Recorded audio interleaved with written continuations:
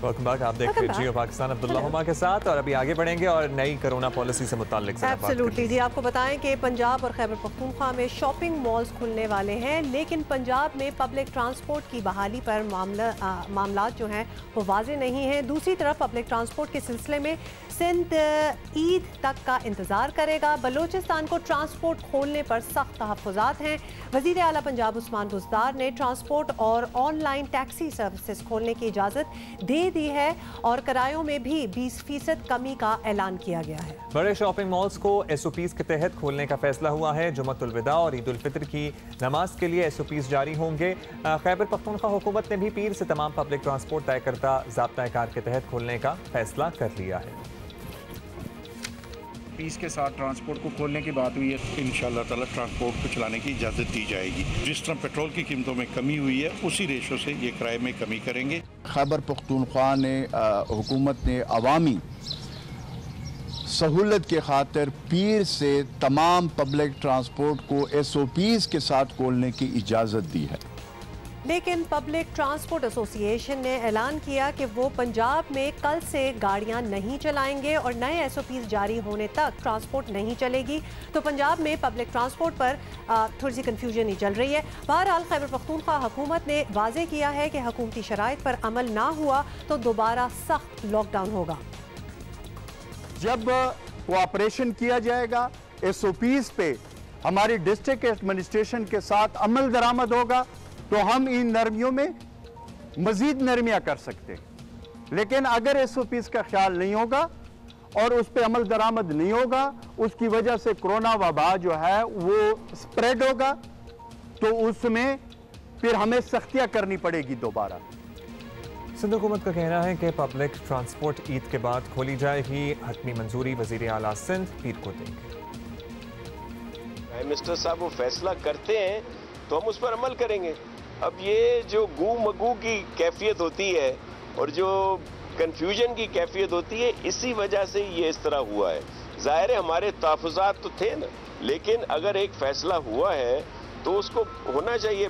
Transport पे बलोचिस्तान का एतराज़ भी है, सिर्फ सिंध का नहीं है, बलोचिस्तान का भी है। लेकिन अगर प्राइम मिनिस्टर साहब कोई फ़ैसला करते, वाज़ेह करते, तो हम लोग उस पर ज़रूर अमल करेंगे।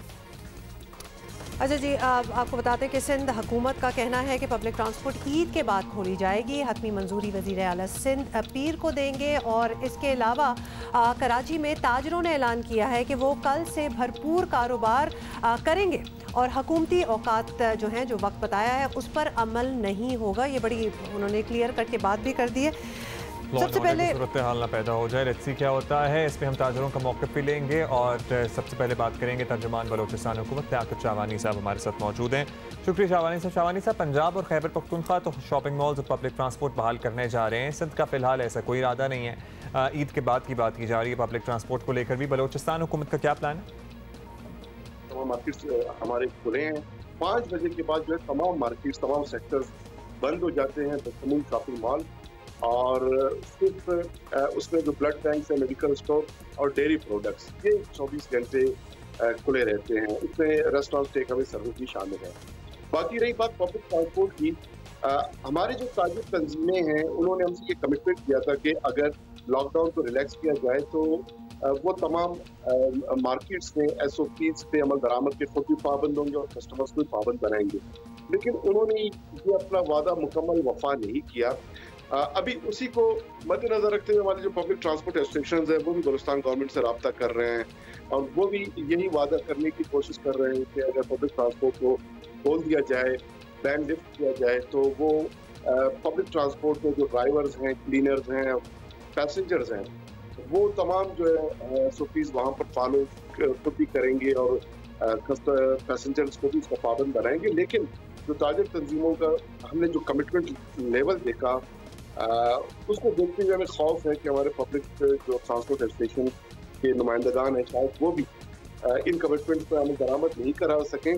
ताहम प्राइम मिनिस्टर साहब का जो प्रपोजल है कि पब्लिक ट्रांसपोर्ट खोल देना चाहिए, बलूचिस्तान गवर्नमेंट इस पर गौर कर रही है। अभी तक हमने कोई फैसला नहीं किया, लेकिन बलूचिस्तान गवर्नमेंट वजीर आला बलूचिस्तान जावेद हमाद साहब अपनी फैसला इस पर करेंगे। अच्छा शिवानी साहब, बहुत कुछ हो रहा है, अब तो चीज़ें खुल रही हैं, जैसे अब फ्लाइट्स ऑपरेशन भी बहाल होना शुरू हो गई हैं, बैनुल सूबाई ट्रांसपोर्ट भी चलेगी। बलूचिस्तान हुकूमत शुरू में तो इस चीज़ के बड़े मुखालिफ रही है, आपसे कितनी बार इस पर बात भी हुई है, तो अब क्या करेंगे, किस तरह ये सब कुछ मैनेज होगा? देखिए फ्लाइट्स के अर्थ तक तो ये है कि वो भी महदूद सर्विस है, जो रूटीन के पहले फ्लाइट्स होते थे उस तरह तो है नहीं, और उसमें फिर SOPs जो है वो जो फेडरल गवर्नमेंट है, एविएशन अथॉरिटीज़ हैं, एयरपोर्ट इंतज़ामिया है, वो जो है SOPs को वो पाबंद होंगे उसके अमल दरामद का। उसके बाद जो एयरपोर्ट से लोग आगे आएंगे, जाहिर है उनको तो पब्लिक ट्रांसपोर्ट की ज़रूरत नहीं पड़ेगी, या अपने उनके व्हीकल्स होंगे पर्सनल, या फिर जो है उन्हें टैक्सी की सहूलत चाहिए होगी। मुकम्मल जो है वैन या बसेस की तो ज़रूरत अब तक नहीं होगा। और इसके अलावा बाकी जो पब्लिक ट्रांसपोर्ट है, ईद की आमद है, लोगों का ज़ाहिर ज़रूरत भी है, लोग एक शहर से दूसरे शहर मूव भी करना चाहते हैं।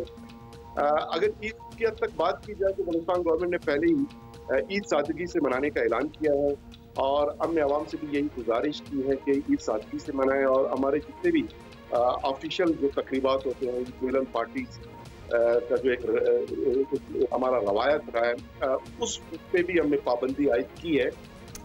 बहुत बहुत शुक्रिया। तर्जुमान बलूचिस्तान हुकूमत लियाकत शबानी साहब हमसे बात कर रहे थे। इसके बारे में हम ज़रा मज़ीद बात करना चाहते हैं। सदर कराची ताजर इत्तेहाद अतीक मीर साहब ने हमें ज्वाइन किया, हमारे साथ टेलीफोन लाइन पर हैं।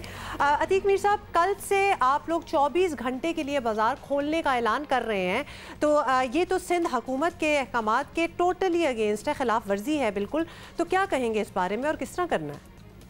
देखिए, मैंने हमेशा मियाना रवि की बात की है, और आपके बेशतर प्रोग्राम्स इस बात के गवाह हैं कि मैंने कभी भी कानून शिकनी या उस बेहतियाती की बात नहीं की जो वायरस के फैलाव का सबब बनी है।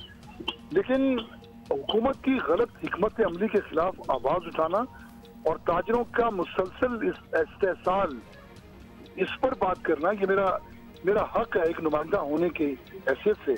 देखिए, हुकूमत सिंध ने 40 से ज्यादा शॉपिंग मॉल्स को बंद कर रखा है, और 4 बजे तक रोजाना ये कारोबार की इजाजत है, जिसके सबब अवाम का हुजूम उन महदूद मार्केटों की तरफ उमड़ आया है। बेशक मैं समझता हूँ कि ये इसकी जिम्मेदारी ताजरों पर डाली गई है, उन्हें ताजरों को भी रोकना चाहिए, कुछ हिस्सा हुकूमत की इंतजामिया को भी अदा करना चाहिए, लेकिन ऐसा नहीं हो रहा। SOPs पर ईद की रिवायती जो एक शॉपिंग है और शिद्दत है, उसके सबब ये 100% SOPs पर अमल करना आइंदा भी अगले 6 दिनों में भी मुमकिन नहीं होगा। और देखिए, पूरे शहर में आप हमारी सारी दुकानें बंद करवा के भी देखें। मीर साहब, आपकी बातों पे डिस्कशन हो सकती है, बिल्कुल आपकी बातों पे किसी को एतराज़ हो सकता है, कोई इत्तेफाक कर सकता है कि टाइमिंग की वजह से ज़्यादा रश पड़ रहा है, चंद मार्केटों पे लोड ज़्यादा आ गया है, लेकिन जाहिर है ये तो हल नहीं है इस बात का कि कल से आप अपने तय 24 घंटे मार्केट खोल दें, क्योंकि फिर पुलिस एक्शन में आ सकती है, फिर लॉ एंड ऑर्डर की सिचुएशन पैदा हो सकती है, और इन हालात में पकड़ धकड़ और गिरफ्तारियां वो तो और मायूब बात हो जाती है। देखिए, मैं जो भी कहता हूँ, मैं पूरी जिम्मेदारी के साथ ये बात कह रहा हूँ कि मैं ताजरों के ख्यालात की हकीकी तस्वीर पेश करता हूँ। यही सबब है मैंने कभी भी हवा में कोई तीर नहीं चलाया है। मैं इस वक्त भी पूरी ईमानदारी के साथ, पूरी जिम्मेदारी के साथ ये बात कह रहा हूँ कि मेरे एक बहुत बड़े तबके में ये बागियाना अज़ाइम पाए जाते हैं कि हुकूमत दानिस्तान। तो आपने बात की है सीएम सिंध की तरफ से जो कमेटी इसके लिए मुख्तस है, या फिर सीएम हाउस में आपका किसी से रब्ता हुआ हो, आप डिस्कस कर सकते हैं कि जनाब ये 5 बजे तक नहीं, अब जाहिर है रमज़ान के बिल्कुल आखिरी अयाम हैं, लोगों को ज़रा ज़्यादा वक्त चाहिए होता है, गर्मी भी है, ताकि लोड भी कम पड़े, कुछ इस किस्म की डिस्कशन तो हो सकती है ना। कमिश्नर कराची से लेके सईद गनी और उनकी दीगर जो टीम जिन्होंने इस हवाले से ताजरों से मुज़ाकरात किए, मैंने उन तक अपने ख्यालात पहुंचा दिए, कोई रद्द-ए-अमल, कोई मुस्बत जवाब उस तरफ से नहीं मिला।